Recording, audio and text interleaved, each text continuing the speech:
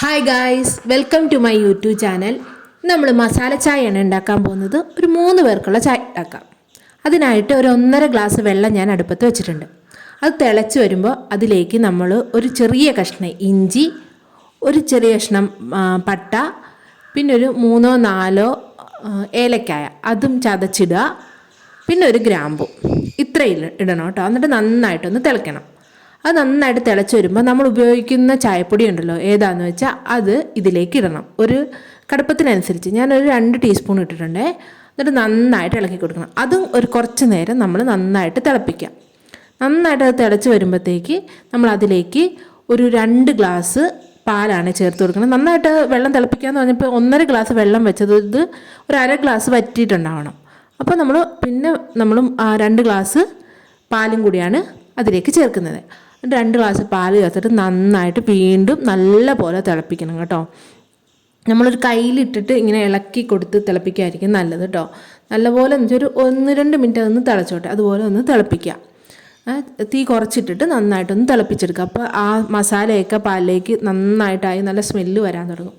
അങ്ങനെ അത് തിളച്ച് വരുമ്പോഴത്തേക്ക് തിളച്ച് ഒരു 1-2 മിനിറ്റ് ആകാറാവുമ്പോൾ നമ്മൾ അതിലേക്ക് പഞ്ചസാര ചേർക്കുന്നവരാണെങ്കിൽ പഞ്ചസാര ചേർക്കാം. നമുക്ക് ഇപ്പം ഇല്ലാത്തവർക്ക് പഞ്ചസാര ഒഴിവാക്കാം. അപ്പം ഞാൻ ഇവിടെ നമ്മൾ ഒരുപാട് പഞ്ചസാര ചേർക്കത്തില്ല. പിന്നെ പഞ്ചസാര ചേർക്കുമെന്ന് വെച്ചാൽ ചെറിയൊരു മധുരത്തിന് വേണ്ടി ചേർക്കും. അപ്പം ഞാൻ കുറച്ച് പഞ്ചസാര ഇട്ടിട്ടുണ്ട് കേട്ടോ. പഞ്ചസാര ഇട്ടിട്ട് ഒന്നും കൂടി ഒന്നത് തിളയ്ക്കാൻ നിർത്തണം. എന്നിട്ട് കുറച്ചും കൂടി തിളച്ചിട്ട് നമ്മുടെ ചായ ഓക്കെ ആയിട്ടുണ്ട്. അപ്പോൾ നമ്മളത് ഓഫ് ചെയ്യാം. ഓഫ് ചെയ്തിട്ട് നമ്മളത് ഒന്ന് അരിച്ചെടുക്കണം. ഇതിൻ്റെ അകത്ത് നമ്മൾ തേയിലപ്പൊടിയും പിന്നെ നമ്മൾ മസാലയൊക്കെ ചേർത്തൊക്കെ ഉണ്ടല്ലോ. അപ്പോൾ നമ്മൾ നന്നായിട്ട് അത് ഒന്ന് അരിപ്പ കൊണ്ട് അരിച്ചെടുക്കുക. അത് കഴിഞ്ഞ് അരിച്ചെടുത്ത് കഴിഞ്ഞപ്പോൾ പിന്നെ നമ്മൾ എന്താണെന്ന് പറയുക, ചായക്കടയിലൊക്കെ കാണില്ലേ, നന്നായിട്ട് ഇങ്ങനെ അടിച്ചെടുക്കുന്ന കാണത്തില്ലേ, ഇങ്ങനെ വീശി അടിക്കാനും നമുക്ക് ഇപ്പോൾ പറ്റുന്നവരങ്ങനെ അടിക്കും. ഇപ്പം എനിക്ക് അങ്ങനെ അത്ര അത് അറിയില്ല. എന്നാലും ഒന്ന് നമ്മൾ അത്യാവശ്യം പൊക്കി ഇങ്ങനെ അടിച്ച് എടുക്കാം. ചായ അടിച്ചെടുക്കുമ്പോഴാട്ടോ അതിനിപ്പോൾ ഈ ചായ നമ്മളിപ്പോൾ സാധാ മസാല ചായ അല്ലാതെ ചായ പോലും നമ്മൾ അടിച്ചെടുക്കുകയാണെങ്കിൽ അതിൻ്റെ ഒരു പ്രത്യേക ടേസ്റ്റ് ഉണ്ടാവും. അതാണ് ഈ ചായക്കടയിലെ ചായക്കൊക്കെ നല്ല ടേസ്റ്റ് ഉണ്ടല്ലോ, അവരിങ്ങനെ അടിച്ചെടുക്കുന്നതുകൊണ്ടാണ്. നമ്മളതൊന്ന് നന്നായിട്ടൊന്ന് അടിച്ചെടുക്കുക. ഒരു 2-3 പ്രാവശ്യം അങ്ങോട്ടും ഇങ്ങോട്ടും ഒഴിച്ച് അടിച്ചെടുക്കുക.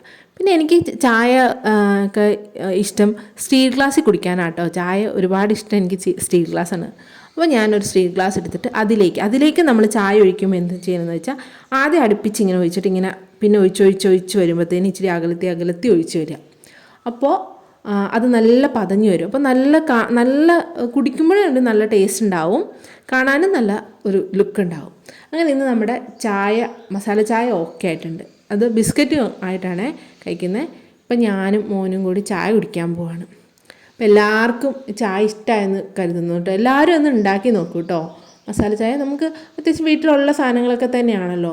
കുട്ടികൾക്കൊക്കെ പെട്ടെന്ന് ഇഷ്ടപ്പെടും. ഇപ്പോൾ മോന് നല്ല ഇഷ്ടമാണ് മസാല ചായ, നല്ല ഇഷ്ടമാണ്. അപ്പോൾ എല്ലാവരും ഉണ്ടാക്കി നോക്കാം കേട്ടോ. ഇന്നിപ്പോൾ നമ്മുടെ വീഡിയോ ഇത്രയേ ഉള്ളൂ. ഇനി നമുക്ക് വേറൊരു വീഡിയോയിൽ കാണാം കേട്ടോ. എങ്കിൽ ഞങ്ങൾ ചായ കുടിച്ചിട്ട് വരാം കേട്ടോ ഗായ്സ്. അപ്പോൾ ഇന്നത്തെ വീഡിയോ എല്ലാവർക്കും ഇഷ്ടപ്പെട്ടെന്ന് കരുതുന്നു. Thank you for watching.